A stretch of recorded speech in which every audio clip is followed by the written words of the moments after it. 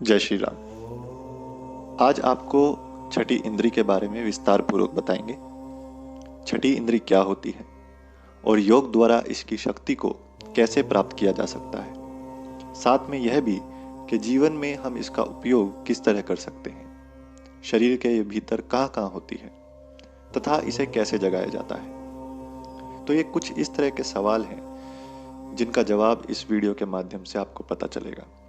देखिए, मस्तिष्क के भीतर कपाल के नीचे एक छिद्र यानी छेद है, उसे भ्रमरंध्र कहते हैं। वहीं से सुषुम्ना नाड़ी रीढ़ से होती हुई मूलाधार तक गई है।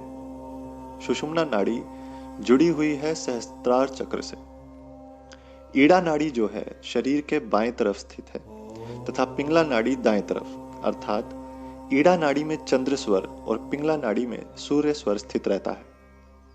सुषुम्ना मध्य में स्थित है, अतः जब हमारी दोनों स्वर चलते हैं तो ये माना जाता है कि सुषुम्ना नाड़ी सक्रिय है।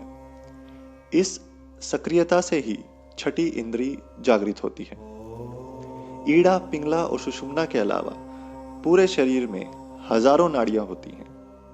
इनका शुद्धिकरण और सशक्तिकरण सिर्फ प्राणायाम और आसनों से ही होता है। शुद्धि और सशक्तिकरण के बाद ही इन नाड़ियों की शक्ति को जागृत किया जा सकता है। छठी इंद्री को जागृत करने के लिए योग में अनेक उपाय बताए गए हैं। इसे परामनोविज्ञान का विषय भी माना जाता है। असल में यह संवेदी बोध का मामला है और गहरे ध्यान प्रयोग से ही यह स्वयं ही जागृत हो जाती है। मानव शरीर में 5 इंद्रियां होती हैं: नेत्र, नाक, जीभ, कान और त्वचा।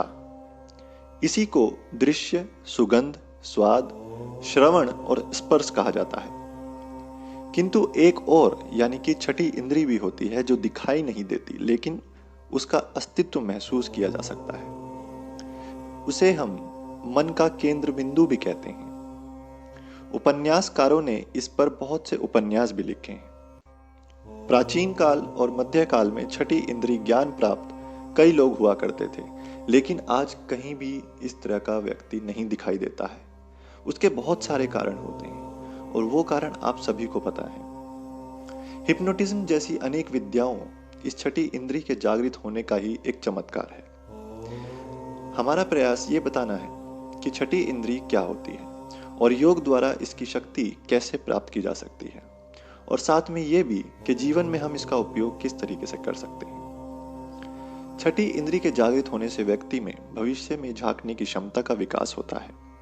अतीत में वो जा सकता है, वहां जाकर घटना की सच्चाई का पता लगाया जा सकता है। एक जगह बैठकर मीलों दूर बैठे व्यक्ति की बात सुन सकता है। किसके मन में क्या विचार चल रहा है, इसका शब्दों के साथ पता लगाया जा सकता है। एक ही जगह बैठे हुए संसार की किसी भी जगह की जानकारी पल में ही प्राप्त की जा सकती है। छठी इंद्री प्राप्त व्यक्ति से कुछ भी छिपा नहीं रह सकता। उसकी क्षमताओं के विकास की संभावनाएं अनंत हैं। सभी व्यक्तियों में ये इंद्रियां होती हैं, परंतु ये इंद्री सभी व्यक्तियों में सुप्त अवस्था में होती हैं। भ्रिकुटी के मध्य निरंतर और नियमित ध्यान करते रहने से आज्ञा चक्र जो है वो जागृत होने लगता है, जो हमारे छठी इंद्री को बढ़ाता है। योग में त्राटक और ध्यान की बहुत सारी विधि बताई गई है। त्राटक के बारे में पूरी जानकारी हमने पहले ही वीडियो के माध्यम से दे दी है। आप डिस्क्रिप्शन में से वो वीडियो देख सकते हैं, लिंक हमने दे दिया है। इनमें से किसी भी एक को चुनकर आप इसका अभ्यास कर सकते हैं। अभ्यास के लिए सर्वप्रथम जरूरी है साफ और स्वच्छ वातावरण। शहर का वातावरण लाभदायक नहीं होता है, क्योंकि इसमें शोर के अलावा जहरीले पदार्थ और प्रदूषित हवा आपके शरीर और मन को हानि पहुंचाती है। देखिए, वैज्ञानिक कहते हैं कि दिमाग का सिर्फ 15 से 20% हिस्सा ही काम करता है। हम ऐसे पोषक तत्व नहीं ग्रहण कर पाते हैं फिर जो मस्तिष्क को लाभ पहुंचा सके। अब क्या करें फिर? तो ऐसे में प्राणायाम ही एकमात्र उपाय बन जाता है।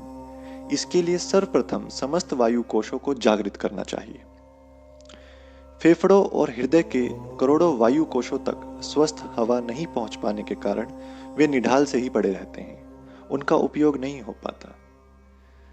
अब आपको वो बताएंगे कि मौन, ध्यान और छठी इंद्री को जागृत कैसे किया जाता है। भ्रिकुटी पर ध्यान लगाकर निरंतर मध्य स्थित अंधेरे को देखते रहना है। यह भी जानते रहें कि सांस जो है अंदर और बाहर हो रही है। मौन, ध्यान और साधना मन और शरीर को मजबूत तो करता ही है, साथ ही जो अंधेरा है उसमें भी आपको बदलाव दिखाई देने लगेगा।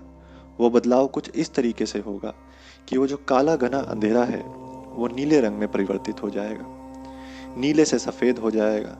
सफ़ेद में कुछ अलग अलग परिस्थितियां, अलग अलग आकार निर्मित हो सकते हैं। मौन से मन की क्षमता का विकास होता जाता है, जिससे काल्पनिक शक्ति और आभास करने की क्षमता बढ़ती रहती है। इसी के माध्यम से पूर्व आभास और साथ ही इससे भविष्य के गर्भ में झांकने की क्षमता भी बढ़ती है। यही छठी इंद्री के विकास की शुरुआत है। तो जो भी अभ्यास आप करते हैं उसको रोकना नहीं है। ऐसा नहीं है कि आपने एक हफ्ता किया और बीच में 2 दिन छोड़ दिया। ये जो फ्लो है ये टूट जाता है, जो शक्ति जागृत होती है वो वापस सुप्त हो जाती है। अब क्या करना है, इसके उपरांत हमारे पीछे कोई चल रहा है ये हमें महसूस होता है। दरवाजे पर कोई खड़ा है तो हमें वो पता चल जाएगा। इस बात का हमें आभास धीरे धीरे होने लगता है। आभास होने की क्षमता हमारी छठी इंद्री के होने की सूचना है।